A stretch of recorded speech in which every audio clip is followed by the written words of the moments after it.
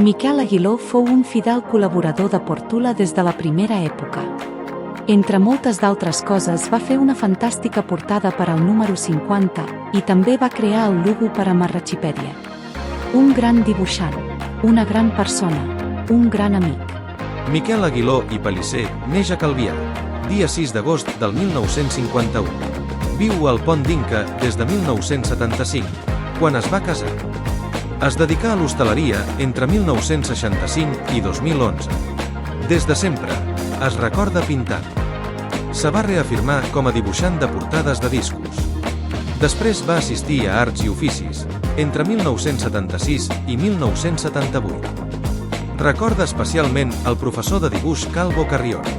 Ha col·laborat a Portula amb dibuixos i portades. Seva és, per exemple, la de l'especial número 50, un corredor que duu la flama de Portula amb el dorsal 50 i té un ull ampliadíssim a través del qual es veuen les torres bessones de Sant Marçal. No es considera músic, però és un amant de la música i la viu amb intensitat. Toca el baix elèctric i ha fet part de diverses bandes, sobretot de jam, dedicades al blues i al rhythm blues. En concret, a finals dels 60 del segle XX, va participar a Andorra Libitum i darrerament toca amb Gorg Blau Clan Rovell, dedicat sobretot a les versions dels anys 60 i 70 del segle XX. Ara es dedica al pop-rock amb la banda Grops.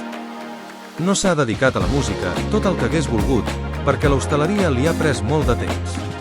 Les seves aficions són música, fotografia i natura, entre d'altres. Destaca com a qualitat personal la creativitat. El logo de Marratxipèdia és fet seu. Es considera massa bon alot i no li agrada fer mal a ningú.